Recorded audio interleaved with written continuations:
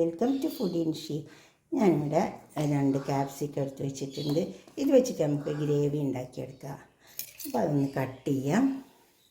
Wash ചെയ്തെടുത്തതാണ്.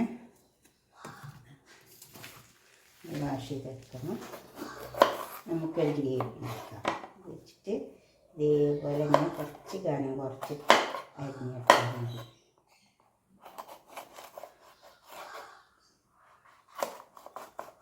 സ്ക്വയറിൽ അരിഞ്ഞെടുക്കാം, എങ്ങനെയാണെങ്കിലും അരിഞ്ഞെടുക്കാം. ഇതേപോലെ നമുക്ക് ഇതെല്ലാം ഒന്ന് അരിഞ്ഞെടുക്കാം. ഒരു പാൻ അടുപ്പത്ത് വെച്ചിട്ടുണ്ട്. കുറച്ച് ഓയിൽ ഒഴിച്ച് കൊടുത്തിട്ടുണ്ട്. കടുക് ഇട്ട് കൊടുക്കാം.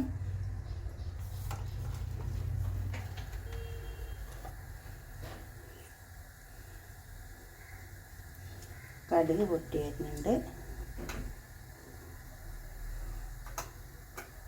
കുറച്ച് സവാള ഇട്ട് കൊടുക്കാം. സവാള ഒന്ന് മുറിച്ച് വരണം. കുറച്ച് സവാള ഇട്ട് കൊടുത്താൽ മതി.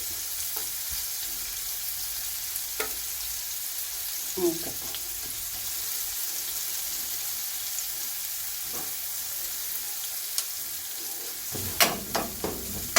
മുരിയൻ്റെ ആവശ്യമില്ല, മൂത്ത് വന്നാൽ മതി. ഉള്ളി മൂത്ത് വന്നിട്ടുണ്ട്. സവാള, തക്കാളി, പച്ചമുളക് ഇട്ട്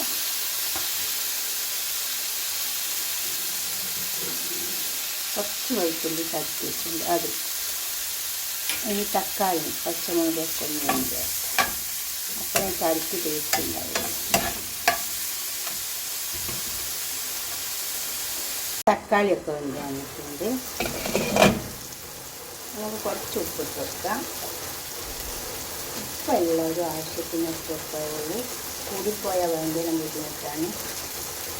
അപ്പോൾ ആവശ്യം പോലെ ഇട്ട് കൊടുക്കാം. ഉപ്പ്, കുറച്ച് ചില്ലി ഫ്ലേക്സ്,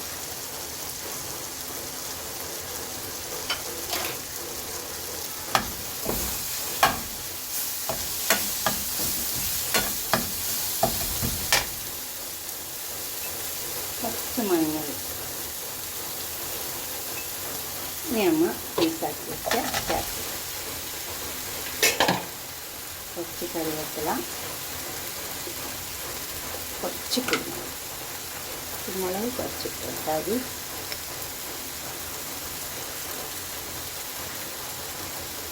ഇനി ഇതൊക്കെ നന്നായി ഇളക്കി ചേർത്തിട്ട് അവിടെ മൂടിയിട്ട് വെക്കാം.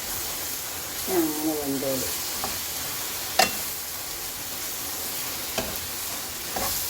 ഇത് വെന്ത് വെക്കാം. നല്ലോണം വെന്ത് വെക്കാം. മൂടി വെച്ച് വെക്കണം.